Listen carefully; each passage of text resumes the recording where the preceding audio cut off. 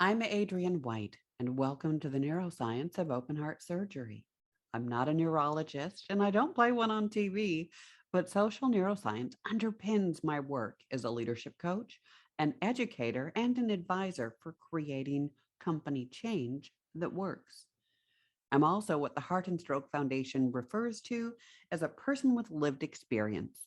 So today I'm bringing my academic experience, my work experience together with my lived experience to shine a light on the value you bring as a volunteer to patients about to have surgery. Social neuroscience has fascinated me for years, and understanding why things work or don't work is something that's always intrigued me. So, I want to share a quick model with you to give you some context into what you do as an open heart surgery volunteer who talks to people who are about to have open heart surgery. So, before I go into this, there are three areas of the brain I want to talk about. Nothing complicated. Area at the back is your survival state, reptilian system, it's called sometimes. It's the instinct that makes sure you're safe. Then you've got the emotional state. And then up here, you've got the executive state, the prefrontal lobes. This is the thinking, analyzing, decision making part of your brain. So I'm going to go into that a little bit later. I don't know if you've ever had this situation, but as humans, when we feel scared or stupid, it's hard to think. So that's because it really is hard to think. You're no doubt familiar with the process called fight or flight. And when our brain, not even our conscious selves, when our brain perceives some kind of a threat, our body automatically, without us doing anything, goes into fight or flight mode. So, what does that bring? Well, it brings a host of chemical reactions in the body. There's a cascade of hormones. And at the same time, because it's getting you ready to run or fight, it sends extra energy to your major muscles in your arms and your legs. But that means it needs to dial back the energy somewhere else. So, well, it's kind of like, an old cabin where you can only plug in a few things at a time because the circuits can't handle everything being plugged in at once. Well, it's nothing like that, but it sort of is conceptually because your body is putting all of the energy into running or fighting. Okay. So it has to turn down the energy somewhere else. Where does it turn down the energy? Well, in your gut, your digestive system, for starters, that gets dialed way back. But anyway, so it's dialing back the energy, but it's not just your gut and it's not just other systems. It's also your brain. So the thinking, decision making, analyzing part of your brain up here, well, here's the truth. That part of the brain is an energy hog. It uses 40% of the brain's overall energy. And so it gets dialed way down so that the energy can go to the major muscles to help you fight or run. So it's really hard. It's really hard to think when you're feeling stressed. Here's the problem: your body doesn't know the difference between a saber-toothed tiger or a bad driver or somebody who's giving you unsolicited feedback. So at any given day, this fight or flight thing could be triggered multiple times a day. We get tunnel vision. Our digestion doesn't work properly and we can't think properly. So that's less than ideal. But there's more that happens. I mentioned the tunnel vision, the flood of hormones, and we can't think. But we lose access to our higher brain function. That also means we act from our instincts. So if you've ever, well, reacted to something instead of responded, I think that's something that pretty much everyone can relate to. That's what's going on. It's the part of your brain back here, the reptilian complex. It is so fast. It is so much faster than this part of the brain. But this is the brain that you want to bring to the party. It's the part that you want to take to work. It's the thinking, analyzing, noticing part of the brain. So that's going on. But there's another thing that you need to know, and that is cortisol is one of the hormones that's released in the body. Well, that's fine. Cortisol serves a good purpose. But if you're under constant stress, that means the cortisol level in your body doesn't have a chance to come down, which means it builds up. And that creates, this is very simplistically stated, but that creates inflammation. And the reason that's a problem, in part, is that inflammation is at the core of over 70% of disease. So that cortisol building up, it's a big problem. So the question is, can we prevent it? And the answer is sort of. We can absolutely catch the fight or flight system in the process.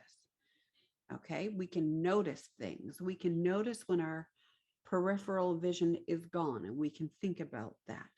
We can notice if there's a knot in our stomach, or if we're feeling anxious, angry, or agitated.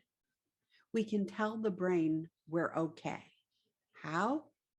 One of the best ways, it's so simple, but it's so effective, is deep breathing. So you breathe from the belly and you fill your lungs, and then breathe out through the mouth if you can, through the nose if you feel that that's easier. It doesn't matter. What matters is take a few deep, relaxing breaths, because that tells the brain that you must be okay, because you couldn't do that if you were running for your life or fighting for your life. So you can do that. But more than that,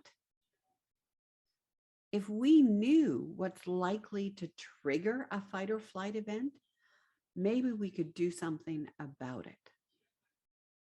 But the question is, what? A lot of stuff can trigger the fight or flight instinct in the body.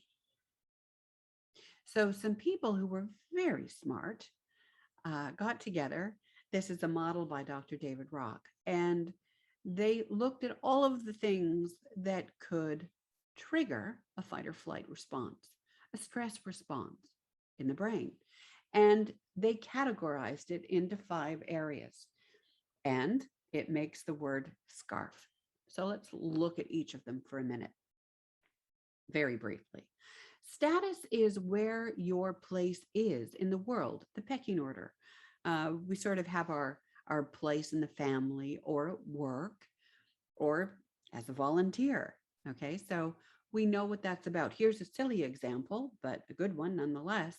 I used to be a PowerPoint expert, not trained, self-taught, and I could do magical things in PowerPoint that nobody else could do. But then they changed it radically. And suddenly I went from being an expert to having to relearn everything. And the status was very uncomfortable. That change, that shift in my status was very uncomfortable, that status. Certainty. Well, the brain's job is to keep you alive. So it doesn't like a lot of change. It has so much work to do to keep your body going. It likes the status quo. This has nothing to do with your personality that might like excitement. This is just what your brain prefers.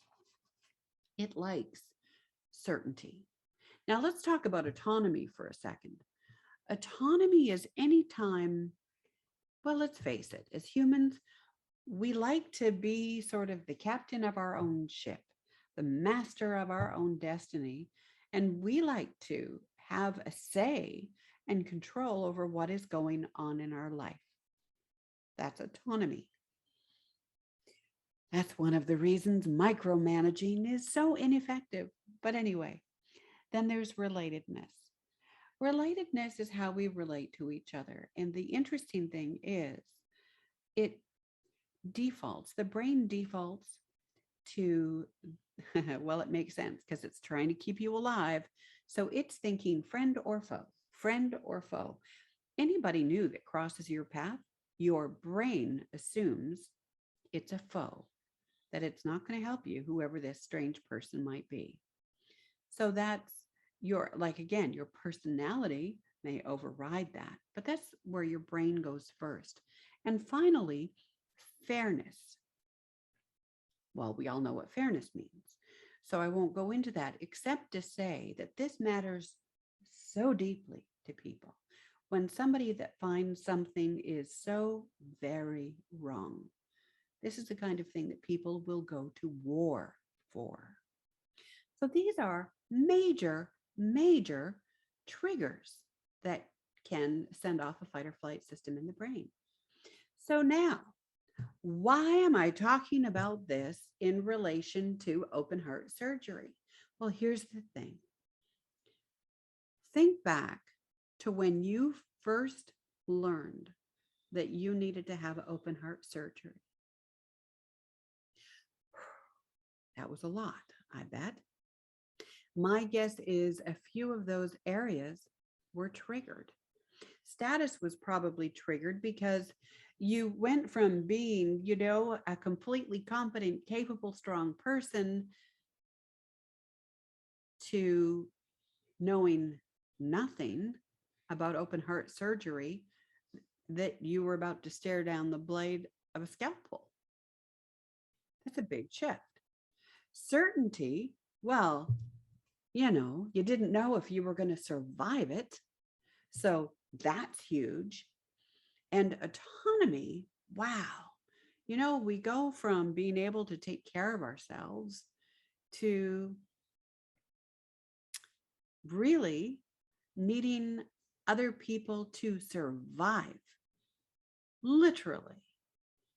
Okay, so there's a lot going on there. And when you look at relatedness, the truth is a lot of your family, your friends probably had no earthly clue what it was to have open heart surgery, let alone recover from it, right? So you didn't have anybody necessarily to have those conversations with, to learn from. And then there's fairness. Well, that can be really tough. For some people, fairness doesn't enter into this at all. For other people, it feels like, why me? This isn't fair. I'm really healthy. I watch what I eat. I don't smoke. What the hell? So it can feel deeply, deeply unfair for a lot of people. So there's a lot going on when you're diagnosed with heart problems and told that you need to have open heart surgery. So when that happens, pretty much all of those triggers are firing off at once. And that means that the patient, you at the time, probably wasn't able to think as well as you usually could. That's one of the reasons when you're facing down surgery and getting important information medically, it's great to have someone with you who can take the notes and ask questions that you may have forgotten. It's so powerful because no matter how competent you are, no matter how strong you are, because you're a human person, your brain's going to be struggling a bit. Okay. So this is a time when patients are needing to make decisions, put care plans together and in place, explain things to their family and friends, protect their family, and yet it's hard to think. There's so much going on, right? So, and nobody wants to admit that forget admitting that you've got a heart problem.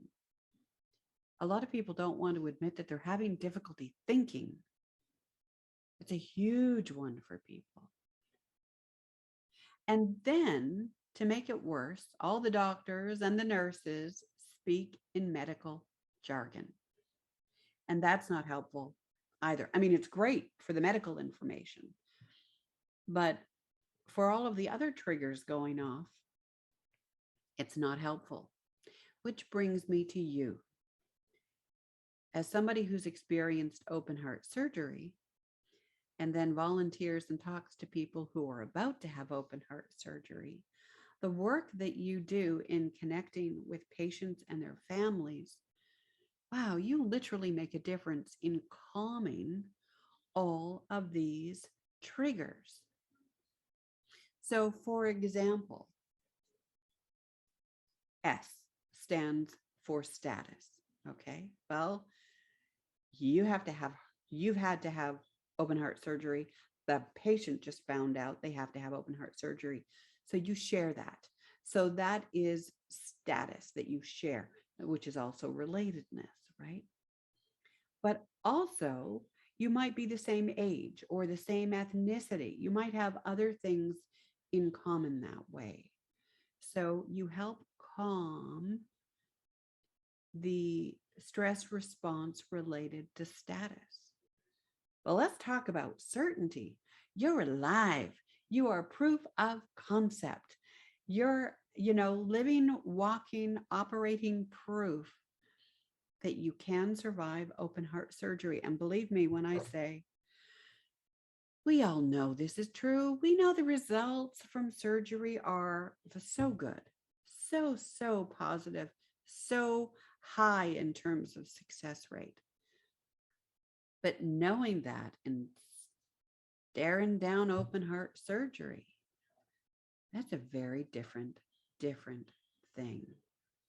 And then when you talk to them, you use words that make sense, that they understand.